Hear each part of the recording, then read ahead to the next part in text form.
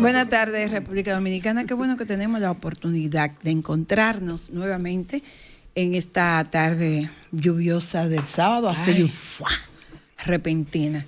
Hoy nuestros compañeros Rafael Colporán Quesada y Ricardo Beato Piña no estarán. Uno tiene bronconeumonía, Rafa, y el otro está trabajando en el interior. Bueno. O sea que nos dejaron solos. Bueno, yo nunca estoy sola. En ausencia de un hombre tengo otras energías que me acompañan. No, ellos dijeron, no, el que va esta tarde es muy fuerte. Además, ellos saben que cuando las cosas se dejan encargadas, las mujeres se hacen. No podemos competir con el invitado de esta tarde. Si tú no quieres que se haga, no se lo dé una mujer para que lo haga. Bueno, María Estela, yo estaba así con los dedos cruzados. Dios mío, que María Estela no se le ocurra dejar de ir al programa porque tú sabes, tenemos código. Oh, sí, así es. Tenemos un código ya.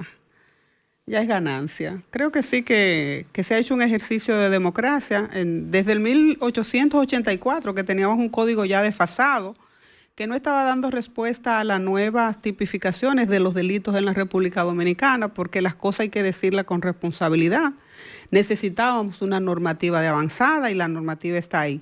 El hecho de que no estén los intereses de los grupos a los que yo he propugnado, y entiendo que por la visión y por el nivel de pensamiento que tengo de pensar la sociedad de manera favorable a los derechos de las mujeres, entiendo que no están incluidas aquellas aspiraciones que las mujeres pensábamos que podían ser reconocidas en un código de avanzada, toda vez que los derechos de las mujeres también son considerados derechos humanos y derechos fundamentales. El derecho a la autonomía de las mujeres debe contar en un código. Bueno, pues no están, y digo de manera penosa y dolorosa que sigue el derecho regulando las autonomías de los cuerpos de las mujeres, más no los cuerpos de los hombres. En algún momento esta sociedad tendrá que repensar los derechos de las mujeres de manera favorable, repensar la educación sexual y reproductiva de las mujeres y de las niñas y de las adolescentes, porque hay una realidad social que nos va a seguir dando de frente, y es cuando vemos que el país está todavía aún encabezando las listas de los países donde más hay embarazo en adolescentes y en menores de edad, donde hay una alta tasa de mortandad de mujeres que mueren en labores de parto, y por no decir otras listas que estamos encabezando las mujeres en el país. Esa realidad va a seguir atacándonos, nos va a seguir dando hasta que podamos sentarnos en la mesa del diálogo y reconocer los derechos, porque dentro de los países donde no están esas exenciones, yo creo que nosotros somos el grupo de 4 países a nivel de la región que todavía tenemos estas tipificaciones. Lo importante sería entonces que el Congreso cumpla con el compromiso de conocer las 3 causales en una ley especial, y que no se quede pues en eso de lo que el viento se lleva, sino que realmente se pueda retomar el tema y que de alguna manera toda la sociedad pueda nuevamente replantearse la necesidad de que se pueda tener la libertad de tú escoger lo que como mujer tú entiendas que más te conviene. Que se le devuelva la dignidad a las mujeres. Carmen Luz, esto no es un tema ni siquiera de quién es pro vida y quién es pro 3 causales. Esto es un tema de la dignidad de las personas, y nuestra Constitución garantiza que por encima de los derechos tienen que haber 2 condiciones: la dignidad de las personas y la vida. Son 2 condiciones válidas. Cuando la vida se vive sin dignidad, como la viven las mujeres que tienen que ver la cara en un vientre, y la cara cuando nace del agresor, que muchas veces son personas muy cercanas, o son los padres, o son tíos, o son gente del entorno. Yo creo que eso no es vida. Para una mujer no es una vida mantenerse viéndole la cara a quien la violentó, fruto de un incesto. Tampoco para una niña cuando ha sido violada. Yo creo que someterla a esa decisión es aún más grande que el mismo acto que se ha cometido en contra de ella. De eso es que se trata el tema. Cuando le ponemos nombres y apellidos, y cuando la realidad nos da de cerca, cuando es a nosotros que nos toca, entonces nosotros pensamos de manera diferente. Pero como creemos que le pasa a todo el mundo y no te pasa a ti, entonces tú a partir de esa categoría puede ver el caso, pero se trata de que mañana pudiera ser a ti, y hay que ponerse también en los zapatos de esas familias que están viviendo, o de esas mujeres que se van a desarrollar toda la vida con esta vergüenza, porque para mí es una vergüenza. Independientemente de que no se haya podido conocer las 3 causales, creo que Hay que reconocer el trabajo que hicieron nuestros legisladores para que de alguna manera podamos tener entonces un código que se vaya adaptando a estos tiempos. Código de avanzada, es un código garantista, hay muchas tipificaciones de muchos delitos que no podían ser perseguidos porque no teníamos incluido en una normativa para su persecución. Y eso también se valora. Yo que estoy trabajando el tema de mujer, digo, cuando tú puedes tipificar la violencia digital, que todavía era ni pensar cuando comenzó a cometer, 1884, ni pensábamos todavía tener internet ni nada de eso, o sea que el hecho de que nuestros legisladores hagan ese ejercicio también se les reconoce porque han entregado un código, no el posible, porque nunca las leyes posibles, las leyes ideales van a ser realizadas o hechas por los legisladores, son las leyes posibles. Y lo más importante es que cosas como el bullying, tú sabes la gente que se ha suicidado, cantidad por ser de niños víctima de bullying, que se pueda penalizar. Eso es un gran avance para una sociedad como la nuestra. Sí, ahí está el código, está planteado el desafío desde el presidente, quien tiene eso en su bandeja para darle la salida, o lo aprueba o lo promulga, y también el Poder Legislativo tendrá bien también, en caso de que el presidente ni lo promulgue ni lo observe, entonces en el trayecto de los 10 días tendrá entonces que asumir el Poder Legislativo y darlo como una ley ya. Bueno, lo que sí no podemos perder más tiempo para dar como una ley es nuestra frase positiva. Regresamos en breve con un invitado muy especial. Me voy a tomar la libertad de no revelar quién es hasta que nos regresemos. Una reflexión para ser más positivos. La frase positiva. La vida no es un problema que tiene que ser resuelto, sino una realidad que debe ser experimentada. Y nuevamente felicitamos al Senado de la República por darnos el lujo del código que vamos a tener, porque de alguna manera el presidente tomará una decisión, pero de que vamos a tener un código que va a reglamentar cosas que eran necesarias, lo vamos a tener. Gracias al trabajo de nuestros senadores y de nuestros diputados. Y diputados también, y diputadas. Hay diputadas, hay mujeres también, senadoras y senadores. Polo inclusive no tenga economía procesal para reconocer el trabajo de las mujeres. Bueno, y ahora sí vamos a hablar de lo bueno. Tengo el privilegio de compartir este espacio esta tarde con un gran amigo.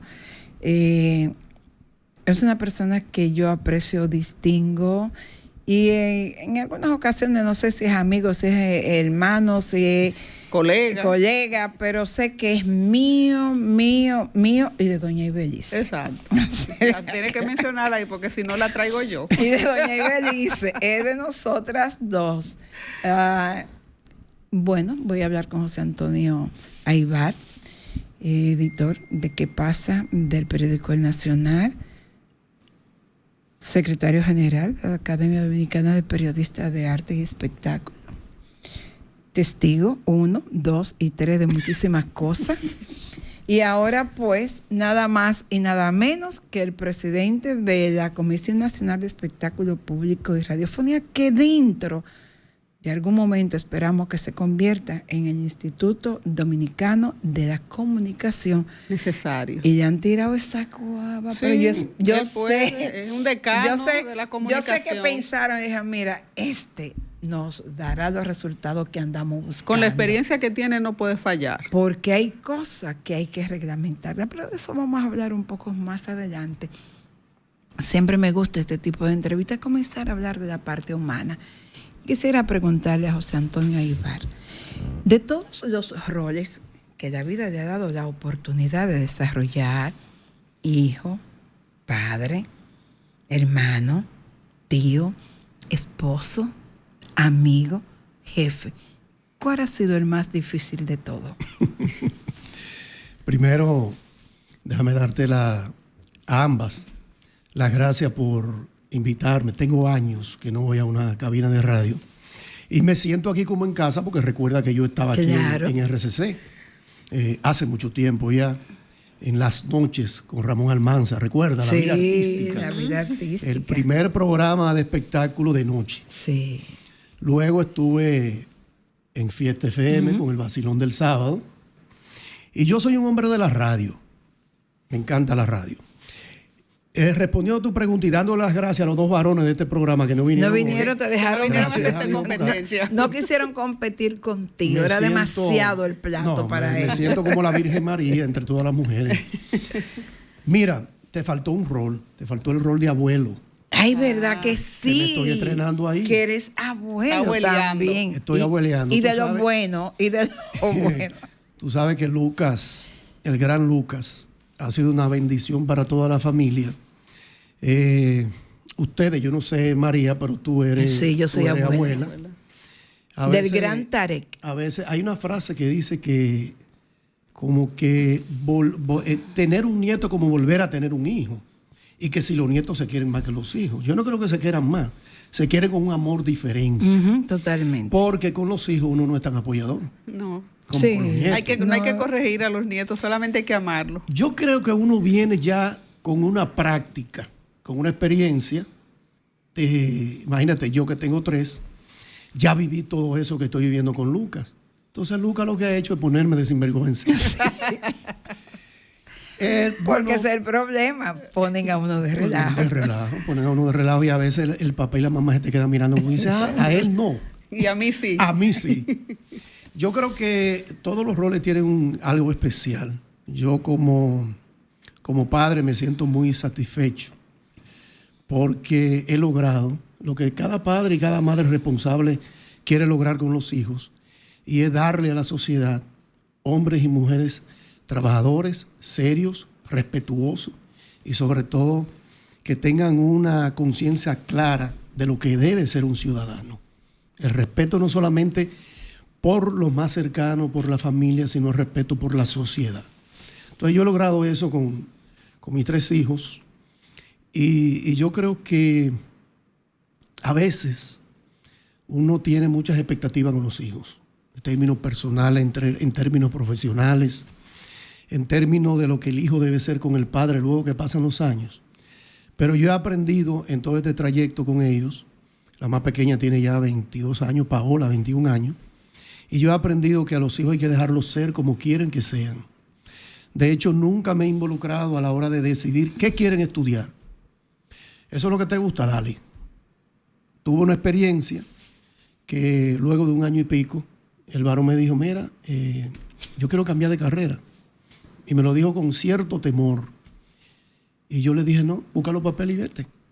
Entonces yo creo que el rol de padre, el rol de esposo, ya Ibelice tendrá que decir si lo he cumplido. Hay que consultar a Ibelice. Yo creo que sí, Y el rol de, siempre tengo que decirlo, de periodista. Yo creo que el periodismo lo ha asumido como debe asumirlo todo aquel que se respete y respete la carrera como un sacerdocio.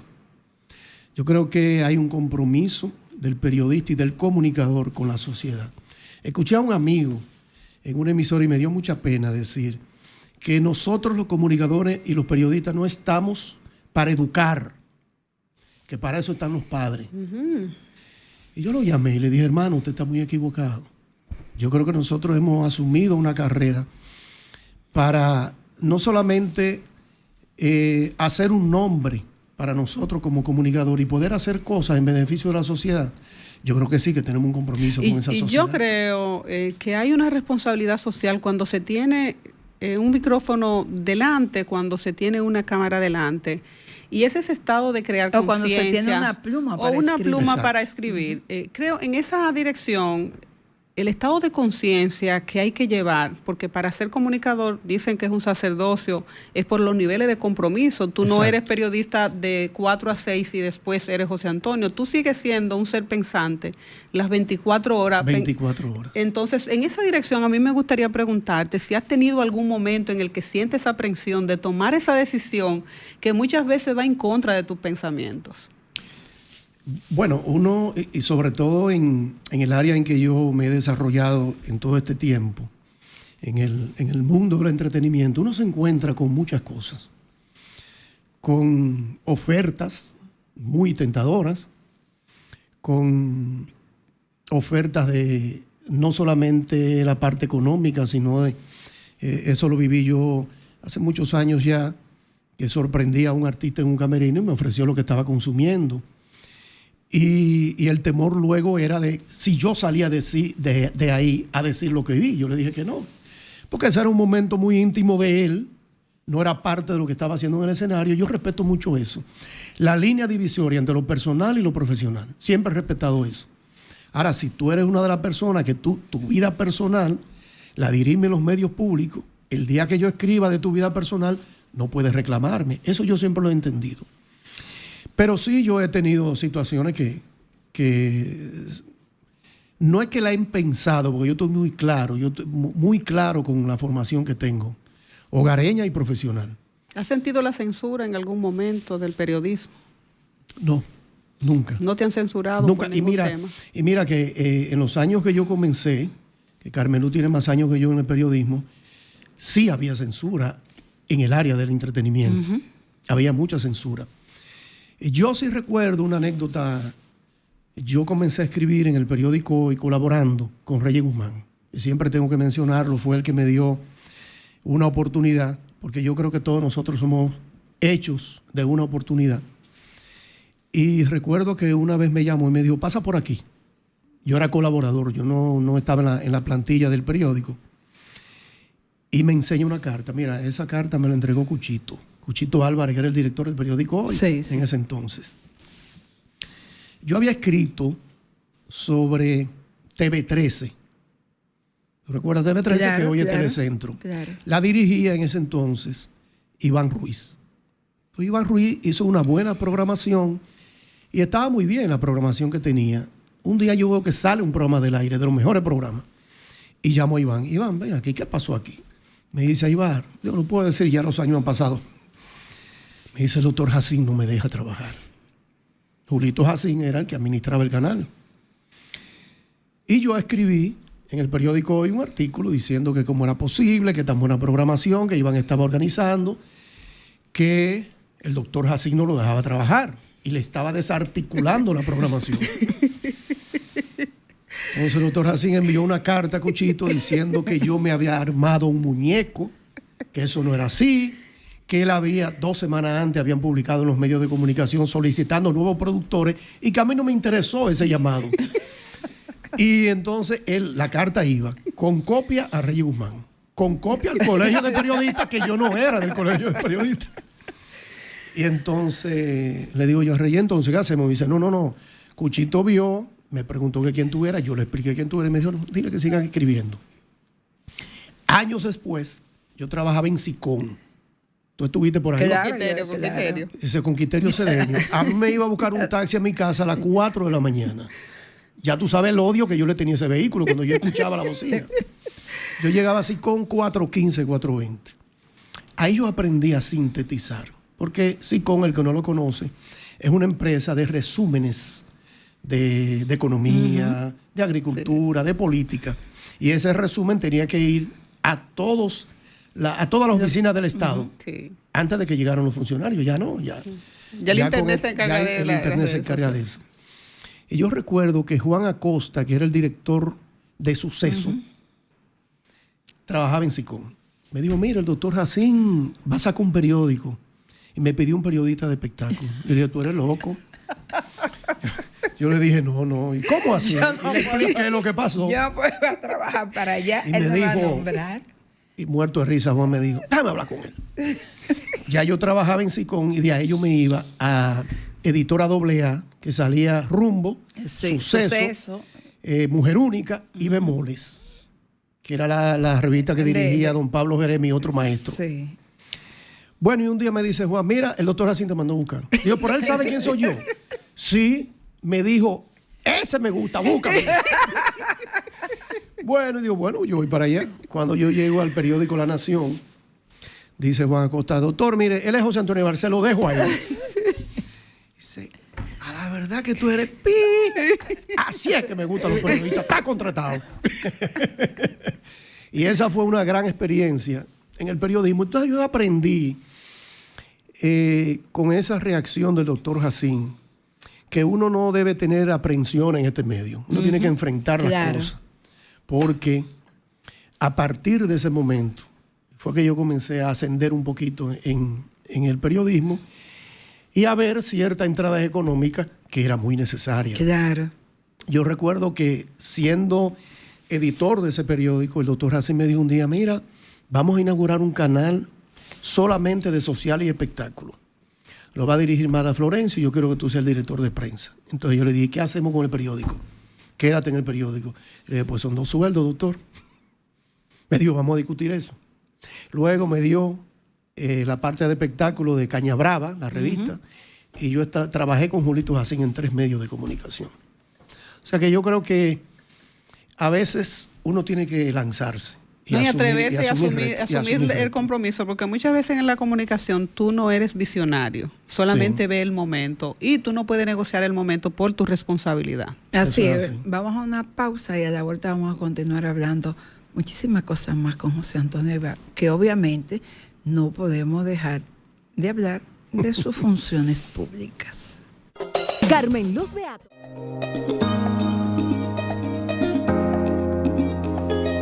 Bueno, y seguimos conversando con José Antonio Aybar, presidente de la Comisión Nacional de Espectáculo Público y Radiofonía. Pero además, como dijimos, es editor de ¿Qué pasa? El periódico nacional, tiene su testigo.com. .do, ¿verdad? Y además, tiene muchísimos años en el ejercicio del mundo del espectáculo. Se me ocurre preguntar, ¿en algún momento, José Antonio, tú dijiste, escribiste algo y tú dijiste, se me fue la mano? Sí, sí. ¿Y con quién? Una vez, siendo yo editor de espectáculos del Listín Diario, me llama Alexis Casado y me dice, mira, traigo a Joan Manuel, quiero que me haga una entrevista. ¿Tú crees que es posible? Sí, claro, Joan Manuel es mi ídolo. Y entonces, bueno, una tarde me comunico con Joan Manuel Serrat. Él estaba en Costa Rica y comenzamos a hablar. Pero yo noté que él en ese momento, como que, tú sabes, los artistas tienen su día. Él parece que había discutido, no sé. Lo sentía seco, como decimos nosotros. Una semana antes estuvo aquí Enrique Iglesias presentando un concierto. Y Enrique Iglesias se va y llega Cortés.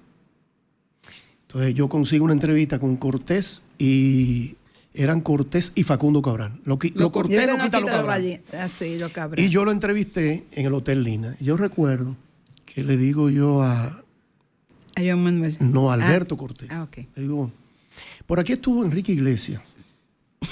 y dijo que de su nuevo disco ha vendido más de 70,000 copias. ¿Qué le parece a usted que un artista como Enrique Iglesias, que dice que no canta, vendan 70,000 copias saliendo el primer día? Y artistas de mucho renombre, claro, no quise decir como usted, sí, no logren esa cifra en este tiempo. Y dice, bueno, porque están de moda los muñequitos de papel. Entonces yo le pregunté, ¿Enrique Iglesias es un muñequito de papel? Claro, él y muchos otros. Bueno, yo para ver la reacción de Joan Manuel, le digo, mire, ¿por qué estuvo Alberto Cortés? Y yo le pregunté tal y tal cosa. Y me dijo, pues mire, señor Aybar, yo no creo que usted me haya llamado de tan lejos para preguntarme esa cosa. Yo le dije, pues mire, don Joan Manuel, yo pregunto lo que yo entiendo que debo preguntarle como artista y usted me responde lo que usted entienda que debe responderme. Pues mire, déjeme decirle que a mí no me interesa ese tipo de conversación. Digo, pues mire, yo creo que si usted debió decirme que no quería responderme, podemos seguir la entrevista. Sí, pero si usted quiere no la seguimos. No, con mucho gusto, y le cerré el teléfono. Entonces, se te fue la mano. Yo, a mi ídolo, entonces yo redacté la entrevista textualmente. No le puse dicador ni periquito. Nada. No. A tu ídolo. A mi ídolo. Pues ya tú sabes, esa página que era, no como la de ahora de Listín. Una esa sábana. página. Bueno, cuando sale la entrevista, me llamó un amigo, muy amigo mío, que lo quiero mucho, colega, y me dijo, Aybar, yo creo que no debiste hacer eso. Y yo, ¿por qué? Porque Joan Manuel es una figura, tiene muchos seguidores. Y yo le dije, pero yo en el periodismo soy una figura. O sea, él debió respetarme a mí y como yo lo respeto a él. Lo de la figura como periodista, yo lo dije por chercha. ¿Qué figura? Entonces, cuando viene Joan Manuel, convocan a una rueda de prensa para hablar del concierto. No me digas que tú fuiste. No, yo lamentablemente no. Yo quería ir, pero estaba en Nueva York cubriendo un evento. Fue Inmaculada. Ay. Entonces, ahí le hacen una pregunta Y le dice, a propósito, dice yo Manuel, aquí no está José Antonio Iván. Dice Inmaculada, no, él no está, está de viaje. Pues déjeme Dice, ese mandado. mire, déjeme decirle algo. En mis tantos años de carrera, yo nunca había visto una entrevista que saliera textualmente como yo la dije. Quería felicitarlo. Entonces, después de eso, yo he tenido ciertas inconvenientes con alguna figura fuerte, pero aprendí de esa situación con Manuel, porque la intención no era faltarle el respeto, Claro. sino hacer mi trabajo. Claro.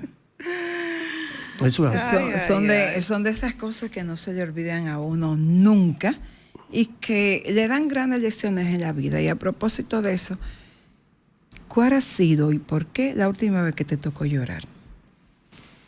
La última vez que me tocó llorar. Que no sea por amor. Bueno, la última vez, si no me equivoco, creo que cuando nació Lucas. Porque yo vi a esta muchachita que yo la cargué cuando nació. La vi después con ese pedacito de gente encima de una cama en la clínica. Y eso me llegó muy, muy duro, muy duro. Pero fue de felicidad, realmente. Fue de felicidad. Qué tierno. Hay momentos en que quizás se te hagan los ojos. Y eso que era el abuelo. Por alguna actitud. Hay cosas que yo converso con los hijos míos que a veces quizás no se dan cuenta, pero se me aguan los ojos. Por cualquier cosa que yo vea que me emocione. Eso me puede pasar. Y a nivel social, ¿ha habido algún evento de esos que te haya tocado cubrir, donde esté envuelta alguna mujer, una niña, un adulto mayor, que tú puedas decir, esto sobrepasa la capacidad de entendimiento de un ser humano? Quizás no yo cubriendo, porque yo nunca he tenido la oportunidad, aunque tuve mucho tiempo pensando hacer el crossover y solicitar recuerdo a Radamés Gómez Pepín, cuando era director del Nacional, en un momento pensé pedirle pasar a cubrir como redactor para la calle, a buscar otro tipo de noticias que no fuera la de espectáculo. Creo que una de las noticias que más me impactó a mí fue la del niño Llena Jaibar. Que aunque tenía el mismo apellido mío, no sé si éramos familia. Es posible, porque regularmente ellos son de Salcedo y regularmente los Jaibar de Salcedo y Santiago son los mismos. Son los mismos. Su mamá y una hermana mía coincidían en la iglesia y se decían primas. Pero esa muerte me dio muy duro por la forma cruel y por la cercanía del asesino. Sí. O sea, eso todavía hoy uno Cuando uno lo piensa y lo recuerda, se impacta. te impacta. A mí me pasa. Porque uno tiene familiares en los que confía para dejar a sus hijos. Sí, a mí me pasa. Yo estaba Entonces, a en partir el de ahí, diario en esa época. A partir de ahí yo creo que mucha gente comenzó a desconfiar de los familiares. De los familiares cercanos. Ya uno no quería dejar a los hijos con familias cercanas por mucho tiempo. Después se han dado otros acontecimientos que le dan duro a uno. En el espectáculo, recuerdo, yo no era periodista en ese momento, pero recuerdo el caso del accidente de Jochi Hernández. Recuerdo la muerte de Jochi, que dio muy duro. Recuerdo, a mí me tocó muy, muy, muy fuerte la muerte de Vitico, de Víctor, porque él y yo habíamos conversado 2 días antes de morir, 2 días antes, no, una semana antes de morir, porque me enteré que un hijo de él lo había internado por COVID. Y yo lo llamé. Sí. Vitico, me enteré de esto, tú no te estás cuidando, cuídate. Me dijo, no, tú sigues creyendo en esa pendejada, eso no existe. Yo, Vitico, cuídate. Y me entero por severo, mira, internaron a Vitico. No me gustó. Pero me dio duro. Me dio muy duro, muy duro. Y lo lloré. Vitico y yo éramos muy amigos. Recuerdo que cuando lo llamé ese día me dijo, ay, Barry, tú estás vivo todavía, no te ha llevado el COVID. Esas eran las cosas de Vitico. Luego, el caso de Benizadel, en el momento que muere, estábamos trabajando, alguien le estaba trabajando un disco y me llamaron para que yo le hiciera la parte de prensa. Y conversé mucho con Benizadel. Una semana después me entero que está interno en Estados Unidos. Viví muy de cerca la enfermedad de Yocar Sarante, porque le trabajé mucho tiempo, toda su vida le trabajé en las relaciones públicas. Y la vez que lo internaron, aquella vez que le descubrieron el problema que tenía, me chocó, me dio muy duro. Y luego ya cuando murió, ya yo no trabajaba con él, pero le daba mucho seguimiento a través de su manager, de su situación. Me sorprendió mucho. La de Johnny, que fue una sorpresa. Y te menciono gente con la que yo trabajé. O sea, que yo le hice relación. Durante todo mi trayecto, no solamente en el periodismo, yo le he trabajado en las relaciones públicas, muchas figuras, grandes figuras. Hasta hace poco a Romeo Santos, fui el único relacionador público que tuvo el Grupo Aventura, cuando nadie creía en ese proyecto. Yo me convertí en un promotor de esa agrupación, llevando discos a las emisoras. Hay un amigo, director de emisora, que un día le llevé el disco, lo escuchó y lo tiró en el zafacón. Va a seguir, ahí va. Le dije, te voy a poner la mano en el hombro, y se la puse. Un fenómeno. Y con diferentes, he tenido muchas experiencias con muchas de esas figuras con las que he trabajado. Bueno, antes de ir a la pausa... Yo quiero contar la experiencia porque usted está dirigiendo un órgano que en este país necesita de la solvencia moral de una gente que esté frente a él y que haga respetar quienes tienen responsabilidad o quienes tienen comprometida su responsabilidad cuando no hacen un uso correcto de los medios de comunicación. A la vuelta vamos a estar hablando entonces de las funciones de José Antonio Aybar. Música, entretenimiento, noticias y todo lo que puede interesar aquí en Por Dentro. Bueno, usted dejó una pregunta. Nos quedamos, Aybar, en el tema de la función de la comisión cuando en este país alguien hace uso indebido de un medio de comunicación, una plataforma. Siempre se dice, ¿dónde está la comisión? ¿Qué está haciendo la comisión de espectáculos públicos? Eso, a mí me estaba riendo mucho porque antes de anoche me llama un amigo. Me dice, ¿cómo tú estás, Aybar? Yo bien. Estamos esperando por ti. Yo, ¿pero esperando qué? Que comience a poner orden a suspender gente. Digo, a cortar cabeza. Digo, ¿pero suspender a quién? Envíame un video. Dime quién violó el reglamento. Porque la gente piensa que todo lo que se dice por radio, por redes, por televisión, digital, se piensa que la comisión tiene mucha incidencia. Mira, el reglamento 824 tiene muy claro establecido los medios de comunicación a donde la comisión tiene injerencia. Como yo le decía a un amigo, no para prohibir. La comisión no es un medio para prohibir, sino para regular, que se cumpla con el reglamento, claro, y con las leyes. Los medios tradicionales, televisión, radio, están sujetos a esa reglamentación. Los espectáculos públicos, ojo con eso. El cine tiene que ser regulado. Ahora bien, ¿por qué se ha creado una ley, un anteproyecto de ley de prensa y medios audiovisuales? Porque en este momento ese reglamento no contempla las redes sociales. Estamos hablando de un reglamento que tiene tantos años que en ese momento no existía ni el internet, ni existían las redes sociales, ni existía lo que le llaman ahora los medios digitales, las plataformas digitales.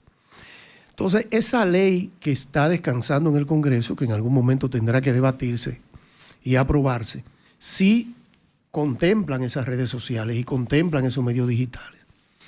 Recuerdo que cuando se comenzó a hablar de esa nueva ley, o de ese anteproyecto de ley, que no es ley todavía, muchos creadores de contenido traían a colación uno de los artículos de la parte que tiene que ver con las redes sociales. Y decían que eso era para coartar el derecho de los creadores de contenido. En ninguna parte de esa ley, y en esa parte que son como 6 artículos de la parte de digital y redes sociales, hay uno de ellos que habla de las plataformas digitales.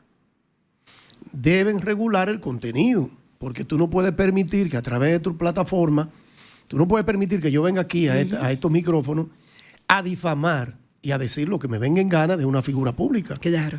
De un político o de una persona normal, que yo venga a difamar aquí y a decir cosas sin tener pruebas y sin poder demostrarlo ante un tribunal. Entonces, ¿qué es lo que se le pide a las plataformas digitales? Bueno, si un creador de contenido viola ese reglamento, la plataforma debe enviarle un aviso. Mira, tú estás violando esta ley por esto, por esto y por esto. Tumba el contenido. La plataforma, no es la Comisión de Espectáculo Público, no es ninguna institución del Estado. Si no obtempera ese llamado, en una segunda ocasión se la tumban. En dado caso que ese creador de contenido que quiera reclamar, tiene que reclamarle a la plataforma digital.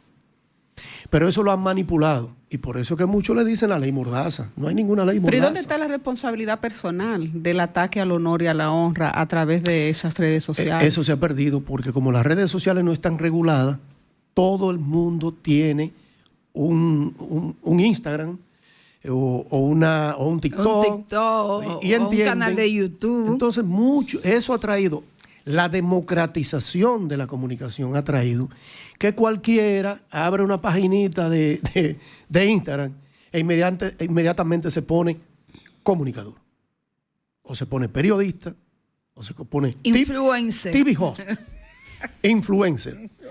Entonces se consideran con el derecho de decir todo lo que sea por ahí, pero son gente que no tienen conocimiento de cómo manejar un medio de comunicación. Sí, pero el Estado no debe dejar que una persona sea que regule, que diga quién es responsable, quién sirve y quién no sirve. Yo he escuchado cosas de personas que yo digo, si es de mí que la dicen, yo me aparezco allá mismo y me lo tiene que demostrar de manera personal. Entonces, lo que pasa es que en este momento... Yo me aparezco, yo doy 2 batazos. No, tampoco así, no se puede, no se puede. La violencia no se enfrenta con más violencia. Yo pienso que en República Dominicana en algún momento tiene que haber una ley que regule las redes sociales y esos medios, me dice un amigo mío, de contenido, porque lo digital, la radio digital es esta radio. Claro. Ya todo ha cambiado. Claro. Esa no es la radio digital. Eso es un contenido para plataforma que tú haces radio en plataforma. Exacto. Pero no es radio digital. Entonces yo creo que esa ley, en vez de que atacarla, criticarla, debemos apoyarla. Hay un momento en que se hacen vistas públicas, entonces yo le digo a todo el que me habla de la ley, ve, vamos a esperar, discute, di que está mal, di que está bien, di que tú esperas de esa ley. Pelea por esa ley. Claro. Por el contenido que debe tener esa ley. Pero no diga que tú no quieres esa ley sin conocerla. Porque así como tú piensas que te puede perjudicar, es posible que no. Es posible que sea una ley que mañana te beneficie a ti. Porque hoy tú estás detrás del micrófono, pero mañana tú no sabes. Puede estar delante. Bueno, dice Romer que llegamos al final, que me dé 30 segundos. Para preguntarte entonces en 30 segundos, ¿cuál es en este momento tu mayor reto frente a la comisión? Mi mayor reto frente a la Comisión de Espectáculos Públicos es cambiar la imagen que la gente tiene de la comisión. Cuando salió el decreto, ese teléfono se quería reventar y muchas de esas llamadas, lo que pasa es que yo tengo mi cabeza bien puesta. Si yo me llevaba de lo que me decían, yo no iba a aceptar ese puesto, a pesar de que había un decreto. Tú no vas a poder hacer nada, si yo voy a hacer, y ese es mi reto. Lo que pasa es, señores, no se lleven de que ahí no se hace nada. Ahí se hacen muchas cosas. Lo que pasa es que nos hemos acostumbrado a que todo hay que decirlo y cacarearlo. Si no, la gente entiende que usted no está haciendo nada. Que no está trabajando. Es que tú no te tiras fotos y tienes que comenzar a la reunión y la cosa. Pero sí, en la parte que nos corresponde regular lo vamos a hacer. Hágalo. Y tenemos muchos amigos que nos están enviando información y le pido a todo el mundo que todo el que vea la violación en los medios tradicionales, que lo denuncie. Que lo denuncie, porque también hay otra cosa. Aquí hay mucha gente que en medio de todo este proceso de tener programas en YouTube, pero también están en emisoras tradicionales haciendo lo que venga en gana. Y eso no se puede permitir. Nosotros regresamos el próximo sábado. Gracias, Ibar. Gracias a ustedes. Mucho que conversar todavía. No me dolió. Éxito. No me dolió. Sol 106.5, la más interactiva. Una emisora.